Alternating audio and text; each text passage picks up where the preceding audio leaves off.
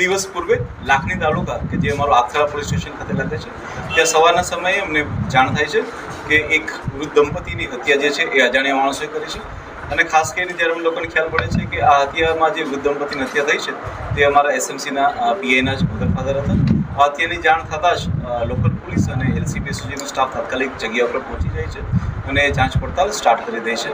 આ સિવાય આ ઘટનાની જાણ થતાં જ આઈજીપી સાહેબ તરફથી ડીજીપી સાહેબ તરફથી બી અલગ અલગ સૂચનાઓ અને કન્ટિન્યુઅસ માર્ગદર્શન આપવામાં આવે છે. હું આપ લોકોને જણાવવા માંગીશ કે પોલીસે માત્ર 36 કલાકની અંદર જ આ જે હત્યાનો ભેદ હતો એને પોલીસે ઉકેલી નાખ્યો છે. આ હત્યાની જ્યારે પોલીસને જાણ થાય છે એ વખતે જ અમે લોકો આની ગંભીરતાને લઈ અને અલગ અલગ 112 પોલીસની કુલ 8 જેટલી ટીમો બનાવવામાં આવેલી હતી. આ જે કેસ હતો એ અમારા બનાસકાંઠા પોલીસ માટે એક સૌથી મોટી એક ચેલેન્જ સમાન કેસ હતો કે જેની અંદર જે છે એ ટેકનિકલ ડિટેલ્સ એટલી બધી હતી નહીં, ટેકનિકલ મદદ મળી ન રહી હતી, છતાં પણ પોલીસે ઘણી બધી 8 ટીમોની મદદથી પોલીસે માત્ર 36 કલાકમાં હત્યાનો ભેદ ઉકેલ્યો છે. જો આપણે ટીમની વાત કરવામાં આવે તો અલગ અલગ ટીમોની જે રચના થઈ હતી તેમાં અનેક ટીમોને બનાસકાંઠા પોલીસ દ્વારા મધ્યપ્રદેશ અને રાજસ્થાનની એવી ગેંગ કે જે આ રીતના વૃદ્ધ દંપતીઓના કે બીજા વ્યક્તિના હાથને પગ કાપીને હત્યા કરીને લૂંટ ચલાવતી હોય છે, આવી તમામ ગેંગોની ઉપર નજર રાખવા માટે અને તે લોકો આમાં સામેલ છે કે તે માટે મોકલવામાં આવ્યા. કેટલીક જે પોલીસની જે ટીમ હતી તે લોકોને દાહોદ અને ગોધરા સાઈડ પણ મોકલવામાં આવ્યા જેથી કરીને ત્યાંની પણ એમઓસ ભેગી આવે. આ સિવાય એ જે ગામ છે તેની આસપાસમાં 7 જેટલી ટીમો જે છે એ એવી રીતના વર્ક કરી રહી હતી કે જે લોકો ફોટોવોલ્ટિક સેલના સોલાર સેલ છે તેના માટેના 187 મજૂરો આવેલા હતા. આવા 187 મજૂરોનું ઇન્ટ્રોગેશન કરવામાં આવ્યું.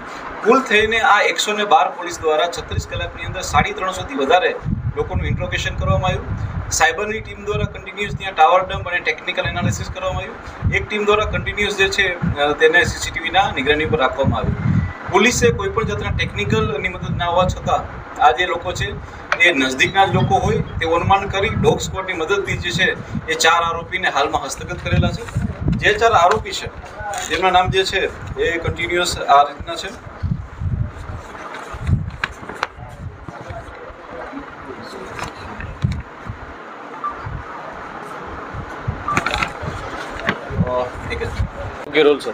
જે આરોપીના નામ છે તે અનુક્રમે સુરેશભાઈ સામળભાઈ પટેલ, ઉમાભાઈ ચેલાજી પટેલ તથા દિલીપજી મફાજી ઠાકોર, આ 4 જે આરોપી છે તેમને પોલીસ દ્વારા હસ્તગત કરવામાં આવ્યો છે.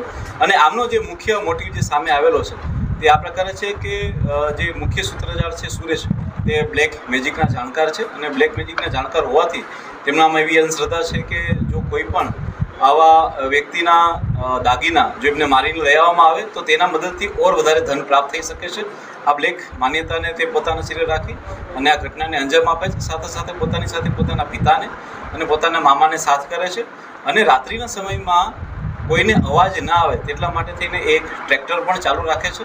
ટ્રેક્ટરના અવાજની અંદર જે થઈ અને 3 લોકો ત્યાં જઈ અને મર્ડર કરે છે. આ સિવાય સુરેશના જે મુખ્ય ગુરુ છે ભુવા, એની પણ એ લોકો મદદ લે છે. તેના ઘરે જઈ અને ત્યાં પણ એ લોકો વિધિ કરે છે અને ત્યારબાદ જે છે એ પોતાના તમામ ઘરેણાને જે છે એ બીજા એક વ્યક્તિને આપી દે છે.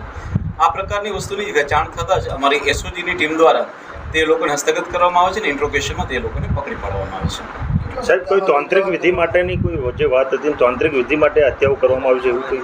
તે બિલકુલ જે સુરેશ ચૌધરી જે છે તે બ્લેક મેજિકના જાણકાર છે અને બ્લેક મેજિકના જાણકાર હોય તેમણે આ વિધિ માટે જ હત્યા કરેલી હતી એવું અમારી હાલની પૂછપરછમાં સામે આવ્યું. સાહેબ, આરોપી દ્વારા અગાઉ કોઈની હત્યા કરાઈ હોય અને ભેદના અપાયો? જી ના, બિલકુલ એવું વસ્તુ ધ્યાનમાં નથી આવી. આ આરોપી દ્વારા એનું આ પ્રથમ જ મર્ડર છે, પ્રથમ ગુનો છે. તેના દ્વારા આની પહેલાં કોઈ ગુના થયેલા નથી, પરંતુ પોલીસ દ્વારા જે પ્રાથમિક ઇન્વેસ્ટિગેશનમાં સામે આવ્યું છે એ પ્રમાણે એ બ્લેક મેજિકનો જાણકાર અને ભૂવો હોવા છતાં તેની ઉપર ઘણું બધું દેવું બી થઈ ગયું હતું. એને આર્થિક સંકળામણમાં બી હતો.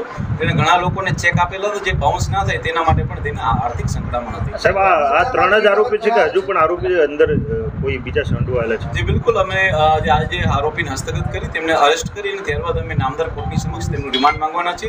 અને રિમાન્ડ દરમિયાન પણ જો કોઈ મુદ્દાઓ ઉજાગર થશે અને જેટલો પણ મુદ્દામાલ પોલીસે અત્યાર સુધીમાં રિકવર કરેલો છે અને ભવિષ્યમાં તમામને લઈને નેક્સ્ટ જે પ્રેસ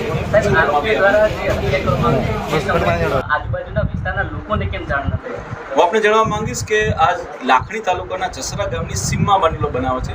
જે આ પ્રકારની જિયોગ્રાફી છે તેમાં ખેતરોની અંદર ઘર આવેલા હોય છે. તેમના ઘરની આસપાસમાં બીજું કોઈ ઘર નથી, દરેક અલગ અલગ ખેતરની અંદર ઘર આવેલા છે.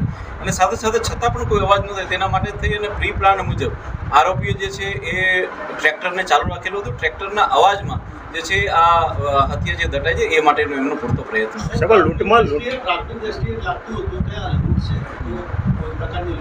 જો હું આપને જણાવું કે આ લૂંટ તો છે જ, કે જેમાં એ લોકોએ દંપતીની હત્યા કરી અને તેમના ઘરેણાં લીધા છે. તે લોકોએ જે તિજોરી તોડવાનો બી પ્રયત્ન કર્યો અને તિજોરીમાંથી પણ હાથમાં પહેરવાના કડલા જે છે એ લોકોએ તેની પણ ચોરી કરેલી છે અને લૂંટ કરેલી છે. પરંતુ સાથે સાથે આ બનાવ જે છે એ બ્લેક મેજિકને લગતો બી છે, જેમાં બ્લેક મેજિક માટે એ લોકોએ આ કરેલું છે અને બ્લેક મેજિકની મદદથી ઓર વધારે એ લોકો પૈસા કમાઈ શકે એ પ્રકારનું એમનું મોટિવ હતું. સાહેબ, સામાજિક આ જ દંપતીને કેમ ટાર્ગેટ બનાવ્યા? અન્ય લોકો પાસે પણ દાગીના હોય છે. આ જે જો તમે ઘર જોવા જાઓ તો જે આરોપીઓ છે એમની નજદીકમાં જો કોઈ સૌથી નજદીકનું ઘર હોય તો એ આ ઘર હતું. અને બીજું કે આ દંપતી જે છે એ એકલા રહેતા હતા અને તેમની જે દીકરી હતી તેના લગ્ન જે છે જસ્ટ 15 દિવસ પહેલાં થયા હતા. એટલે આ લોકોની તરફથી એક એવી હતી માન્યતા કે કદાચ એમના ઘરમાં અને એમની પાસેથી ઓર વધારે સોનું કે ચાંદી મળી શકે છે. સાહેબ, જે પ્રમાણે દંપતીની એક સવાલ લઈએ. એ લોકોએ પહેલાં ક્લેમ કરેલો હતો કે એમને અણબનાવ હતો, પરંતુ પોલીસ દ્વારા જે ડીપ ઇન્ટ્રોગેશન થયું છે તેની અંદર એમને વચ્ચે કોઈ અણબનાવ હતો ભૂતકાળમાં બી એવું સામે આવેલું નથી. કેટલો મુદ્દામાં અમારી રિકવર કરેલો?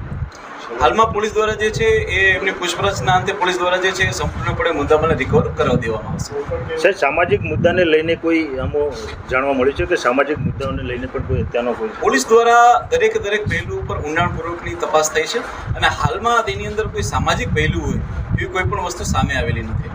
સોશિયલ મીડિયામાં વિષ્ણોઈ ગેંગનું આગે એવું ચાલતું હતું, તેને આપ તારીખ કરો. જે બિલકુલ આની અંદર કોઈ વિષ્ણુ ગેંગનો હાથ નથી. આની અંદર જે છે એ પોલીસે જે આરોપી હસ્તગત કરેલા છે તેમાં પોલીસ દ્વારા જે છે એ તમામ એવા હથિયારો કે જેની અંદર ઉપયોગ થયા હતા, જે ગાડીનો ઉપયોગ થયો હતો, એ તમામ વસ્તુઓને પોલીસે ફોરેન્સિકની મદદથી રિકવર કરેલું છે અને પૂરતા એવિડન્સ બી પોલીસે લીધેલા છે.